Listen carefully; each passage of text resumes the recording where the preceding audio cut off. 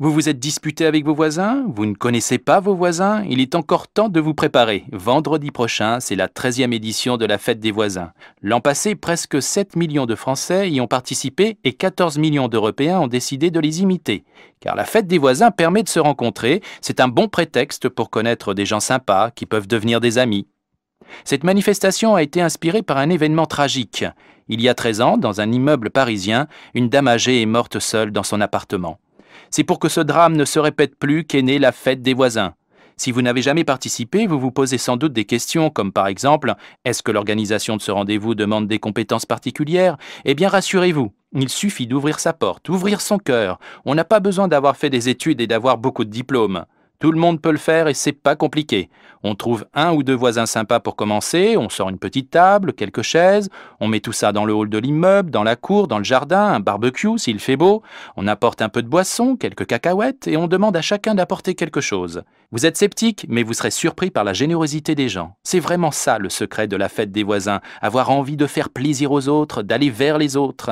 Certaines mairies apportent également des aides en fournissant les t-shirts de la fête des voisins, des affiches et puis aussi les invitations pour faire connaître la manifestation.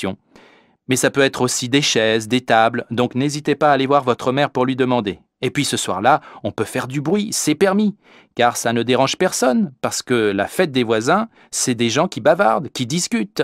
Cette fête, elle existe en France, mais aussi depuis quelques années à l'étranger. C'est la France qui a lancé l'idée. Et puis l'idée a fait le tour de la planète. Cette année, 5 pays d'Afrique vont le faire. L'Asie est partenaire. Au Québec, il y a 200 mairies qui le font. Alors, vous êtes convaincus? Vous avez envie de passer un bon moment? Inscrivez-vous à la fête des voisins, c'est important pour apprendre à mieux vivre ensemble en ville.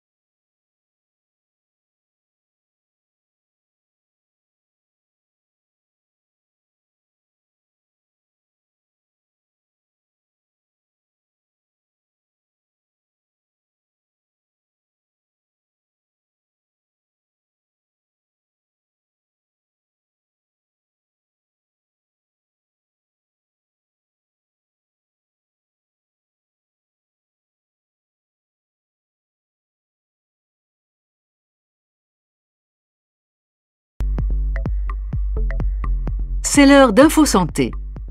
Boire de l'alcool en grande quantité et en un minimum de temps, c'est ça le binge drinking. Et ce mode de consommation de l'alcool tend à augmenter chez les jeunes, en France comme dans d'autres pays européens, à tel point que les spécialistes de la recherche en neurosciences commencent à s'inquiéter des conséquences de ce comportement sur le fonctionnement du cerveau. Pour en discuter, nous sommes avec Salvatore Campanella. Bonjour. Bonjour. Alors vous êtes spécialiste en neurosciences.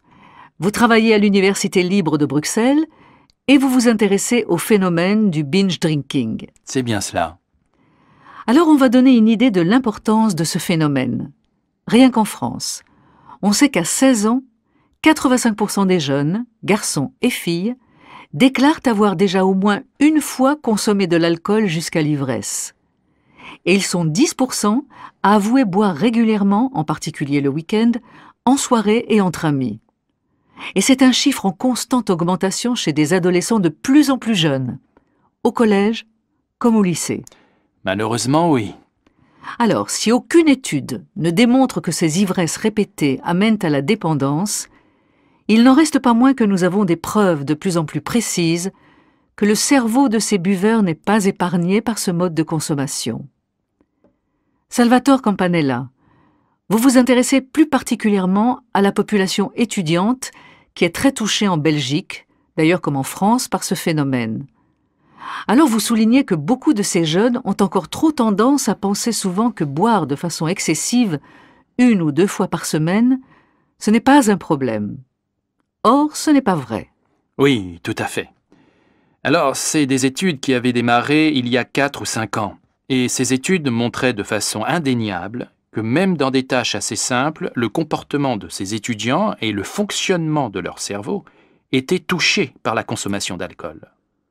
Mais malgré ces premières études, donc, qui montraient ces résultats, c'est vrai que lorsqu'on parle de ce genre de choses avec les étudiants encore aujourd'hui, ils nous disent « Mais vous voyez, on est étudiant universitaire, on réussit très bien dans nos études, et donc vous dites peut-être la vérité, et peut-être qu'effectivement ça touche le fonctionnement cérébral, mais finalement on fonctionne tout à fait bien, et dans notre vie de tous les jours, on ne constate rien de particulier. Donc, ça ne doit pas être si grave que ça. En tout cas, pas aussi grave que vous le dites. » Et là, vous venez de publier une étude qui va permettre de démontrer l'effet du binge drinking. Et cet effet, c'est un ralentissement du cerveau. Expliquez-nous. Donc, on est parti de ces considérations des étudiants en se disant « Bon, ok, on va prendre vraiment leurs arguments à eux. » Et en disant « Bon, on va les soumettre à un test et on va leur faire faire une tâche très simple, une tâche de mémorisation des chiffres en particulier. On savait très bien que les performances seraient similaires à celles des étudiants qui ne sont pas binge drinkers. Mais on avait l'idée que même si on ne voyait rien du point de vue du comportement, de la performance, il fallait aller voir, en particulier en utilisant la résonance magnétique. Il fallait aller voir donc dans leur cerveau ce qui se passait pour réaliser la tâche. Et que se passe-t-il alors dans leur cerveau ? Ce qu'on constate, c'est qu'au niveau de la performance, ils sont tout à fait similaires aux étudiants non binge drinkers. Par contre, pour y arriver, le cerveau doit travailler de façon plus intense pour atteindre ce même résultat. Donc, le cerveau des binge drinkers doit travailler plus pour le même résultat. Oui, tout à fait. Et pourquoi ? L'explication que nous proposons est que, comme on sait, l'alcool est une substance neurotoxique, donc elle détruit les neurones. Elle entraîne une perte neuronale, si vous voulez. Alors on sait que si on réalise une tâche, même très simple, certaines régions du cerveau doivent travailler plus que d'autres. Et donc l'idée est que si la consommation d'alcool entraîne une perte de neurones dans certaines régions du cerveau, et étant donné que dans ces régions il y a moins de neurones qui travaillent, eh bien effectivement, le cerveau doit augmenter son activité pour compenser et réaliser la tâche, réaliser une bonne performance. Est-ce qu'on a une idée des conséquences à long terme ? Alors ça, c'est vraiment la grande question que posent les études futures. On a aujourd'hui des masses de données importantes qui montrent que le mode de consommation sous forme de binge drinking entraîne des conséquences sur le mode de fonctionnement du cerveau. On sait aussi que plus ce mode de consommation va durer dans le temps, plus le déficit va être important. Mais on n'a pas encore d'idée au niveau de la réversibilité de ces effets. Que voulez-vous dire ?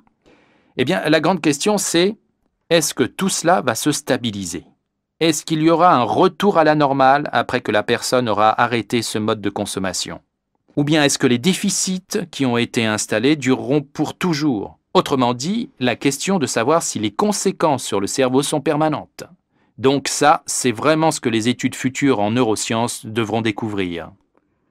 Salvatore Campanella, je vous remercie de nous avoir aidés à comprendre ce phénomène aujourd'hui. Merci de m'avoir invité.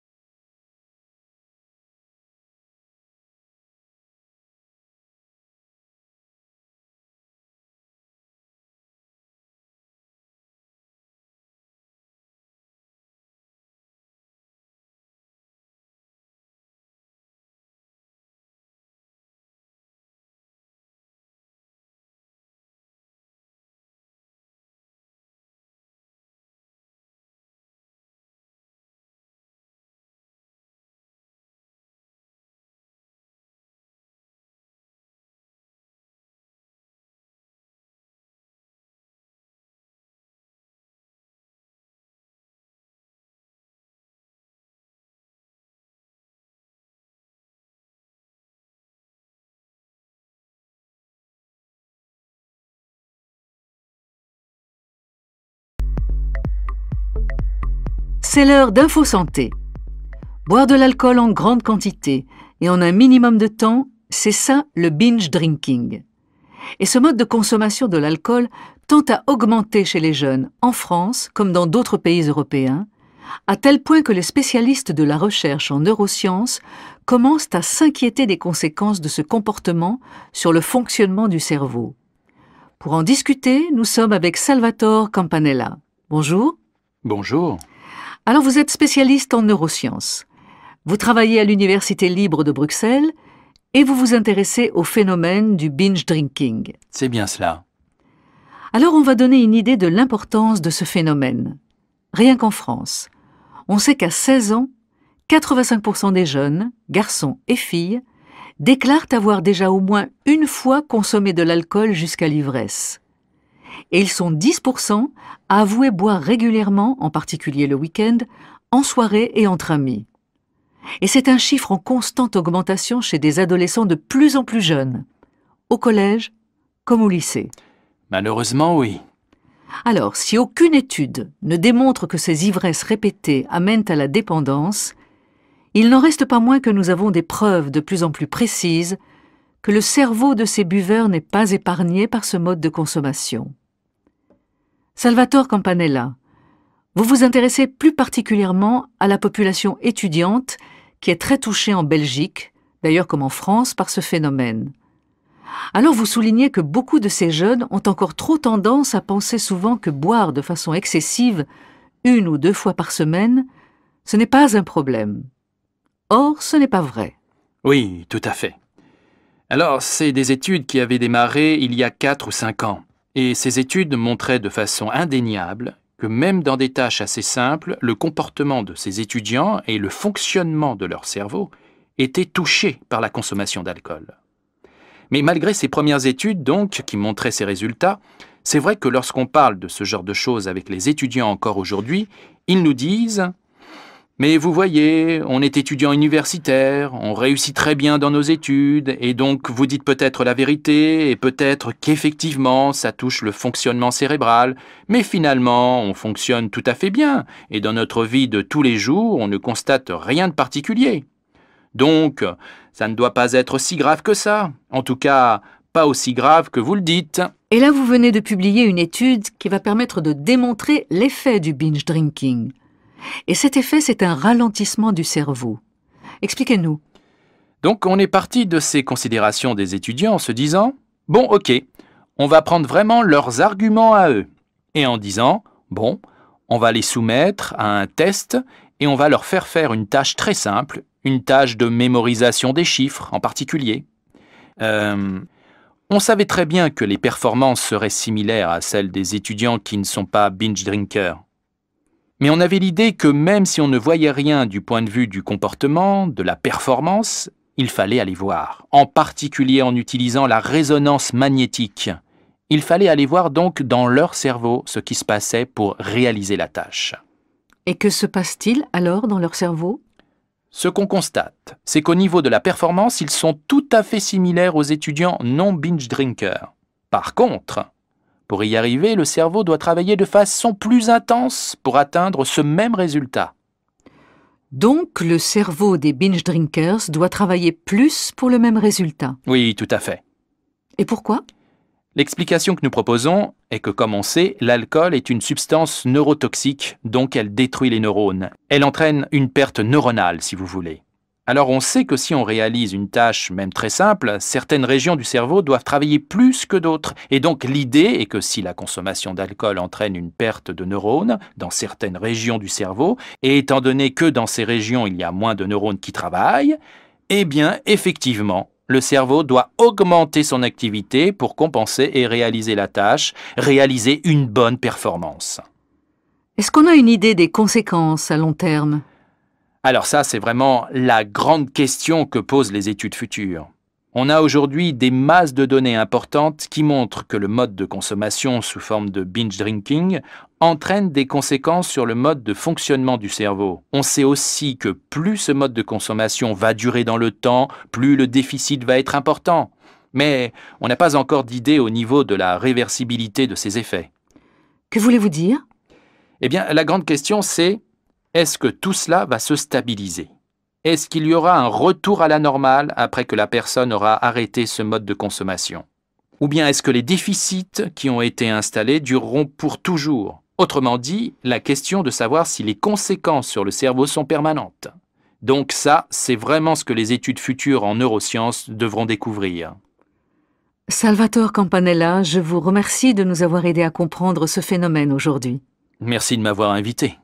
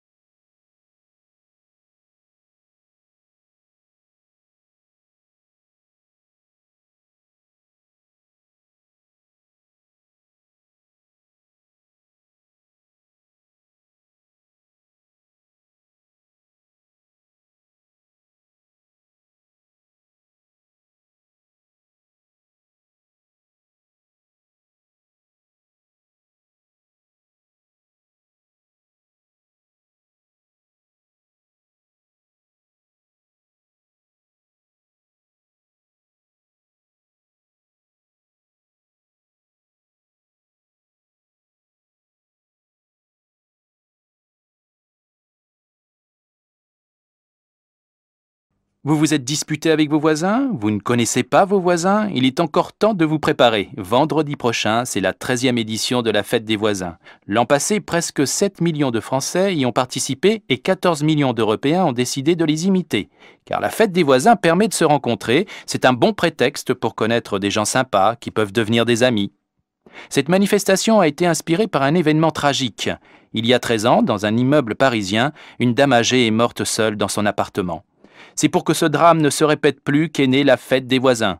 Si vous n'avez jamais participé, vous vous posez sans doute des questions comme par exemple « Est-ce que l'organisation de ce rendez-vous demande des compétences particulières ?» Eh bien rassurez-vous, il suffit d'ouvrir sa porte, ouvrir son cœur. On n'a pas besoin d'avoir fait des études et d'avoir beaucoup de diplômes. Tout le monde peut le faire et c'est pas compliqué. On trouve un ou deux voisins sympas pour commencer, on sort une petite table, quelques chaises, on met tout ça dans le hall de l'immeuble, dans la cour, dans le jardin, un barbecue s'il fait beau, on apporte un peu de boisson, quelques cacahuètes et on demande à chacun d'apporter quelque chose. Vous êtes sceptique, mais vous serez surpris par la générosité des gens. C'est vraiment ça le secret de la fête des voisins, avoir envie de faire plaisir aux autres, d'aller vers les autres. Certaines mairies apportent également des aides en fournissant les t-shirts de la fête des voisins, des affiches et puis aussi les invitations pour faire connaître la manifestation. Mais ça peut être aussi des chaises, des tables, donc n'hésitez pas à aller voir votre maire pour lui demander. Et puis ce soir-là, on peut faire du bruit, c'est permis, car ça ne dérange personne, parce que la fête des voisins, c'est des gens qui bavardent, qui discutent. Cette fête, elle existe en France, mais aussi depuis quelques années à l'étranger. C'est la France qui a lancé l'idée. Et puis l'idée a fait le tour de la planète. Cette année, 5 pays d'Afrique vont le faire. L'Asie est partenaire. Au Québec, il y a 200 mairies qui le font. Alors, vous êtes convaincus? Vous avez envie de passer un bon moment? Inscrivez-vous à la fête des voisins. C'est important pour apprendre à mieux vivre ensemble en ville.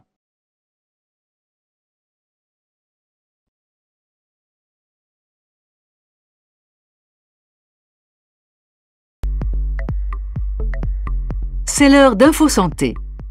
Boire de l'alcool en grande quantité et en un minimum de temps, c'est ça le binge drinking. Et ce mode de consommation de l'alcool tend à augmenter chez les jeunes, en France comme dans d'autres pays européens, à tel point que les spécialistes de la recherche en neurosciences commencent à s'inquiéter des conséquences de ce comportement sur le fonctionnement du cerveau. Pour en discuter, nous sommes avec Salvatore Campanella. Bonjour. Bonjour. Alors vous êtes spécialiste en neurosciences. Vous travaillez à l'Université libre de Bruxelles et vous vous intéressez au phénomène du binge drinking. C'est bien cela. Alors on va donner une idée de l'importance de ce phénomène. Rien qu'en France, on sait qu'à 16 ans, 85% des jeunes, garçons et filles, déclarent avoir déjà au moins une fois consommé de l'alcool jusqu'à l'ivresse. Et ils sont 10% à avouer boire régulièrement, en particulier le week-end, en soirée et entre amis. Et c'est un chiffre en constante augmentation chez des adolescents de plus en plus jeunes, au collège comme au lycée. Malheureusement, oui. Alors, si aucune étude ne démontre que ces ivresses répétées amènent à la dépendance, il n'en reste pas moins que nous avons des preuves de plus en plus précises que le cerveau de ces buveurs n'est pas épargné par ce mode de consommation. Salvatore Campanella, vous vous intéressez plus particulièrement à la population étudiante qui est très touchée en Belgique, d'ailleurs comme en France, par ce phénomène. Alors vous soulignez que beaucoup de ces jeunes ont encore trop tendance à penser souvent que boire de façon excessive, 1 ou 2 fois par semaine, ce n'est pas un problème. Or, ce n'est pas vrai. Oui, tout à fait. Alors, c'est des études qui avaient démarré il y a 4 ou 5 ans. Et ces études montraient de façon indéniable que même dans des tâches assez simples, le comportement de ces étudiants et le fonctionnement de leur cerveau étaient touchés par la consommation d'alcool. Mais malgré ces premières études, donc, qui montraient ces résultats, c'est vrai que lorsqu'on parle de ce genre de choses avec les étudiants encore aujourd'hui, ils nous disent « Mais vous voyez, on est étudiant universitaire, on réussit très bien dans nos études, et donc vous dites peut-être la vérité, et peut-être qu'effectivement ça touche le fonctionnement cérébral, mais finalement on fonctionne tout à fait bien, et dans notre vie de tous les jours, on ne constate rien de particulier. Donc, ça ne doit pas être si grave que ça. En tout cas, pas aussi grave que vous le dites. » Et là, vous venez de publier une étude qui va permettre de démontrer l'effet du binge drinking. Et cet effet, c'est un ralentissement du cerveau. Expliquez-nous. Donc, on est parti de ces considérations des étudiants en se disant « Bon, ok, on va prendre vraiment leurs arguments à eux. Et en disant, bon, on va les soumettre à un test et on va leur faire une tâche très simple, une tâche de mémorisation des chiffres en particulier. On savait très bien que les performances seraient similaires à celles des étudiants qui ne sont pas binge drinkers. Mais on avait l'idée que même si on ne voyait rien du point de vue du comportement, de la performance, il fallait aller voir, en particulier en utilisant la résonance magnétique. Il fallait aller voir donc dans leur cerveau ce qui se passait pour réaliser la tâche. Et que se passe-t-il alors dans leur cerveau ? Ce qu'on constate, c'est qu'au niveau de la performance, ils sont tout à fait similaires aux étudiants non binge drinkers. Par contre, pour y arriver, le cerveau doit travailler de façon plus intense pour atteindre ce même résultat. Donc, le cerveau des binge drinkers doit travailler plus pour le même résultat. Oui, tout à fait. Et pourquoi ? L'explication que nous proposons est que, comme on sait, l'alcool est une substance neurotoxique, donc elle détruit les neurones. Elle entraîne une perte neuronale, si vous voulez. Alors on sait que si on réalise une tâche, même très simple, certaines régions du cerveau doivent travailler plus que d'autres. Et donc l'idée est que si la consommation d'alcool entraîne une perte de neurones dans certaines régions du cerveau, et étant donné que dans ces régions il y a moins de neurones qui travaillent, eh bien effectivement, le cerveau doit augmenter son activité pour compenser et réaliser la tâche, réaliser une bonne performance. Est-ce qu'on a une idée des conséquences à long terme ? Alors ça, c'est vraiment la grande question que posent les études futures. On a aujourd'hui des masses de données importantes qui montrent que le mode de consommation sous forme de binge drinking entraîne des conséquences sur le mode de fonctionnement du cerveau. On sait aussi que plus ce mode de consommation va durer dans le temps, plus le déficit va être important. Mais on n'a pas encore d'idée au niveau de la réversibilité de ces effets. Que voulez-vous dire ? Eh bien, la grande question c'est, est-ce que tout cela va se stabiliser ? Est-ce qu'il y aura un retour à la normale après que la personne aura arrêté ce mode de consommation ? Ou bien est-ce que les déficits qui ont été installés dureront pour toujours ? Autrement dit, la question de savoir si les conséquences sur le cerveau sont permanentes. Donc ça, c'est vraiment ce que les études futures en neurosciences devront découvrir. Salvatore Campanella, je vous remercie de nous avoir aidés à comprendre ce phénomène aujourd'hui. Merci de m'avoir invité.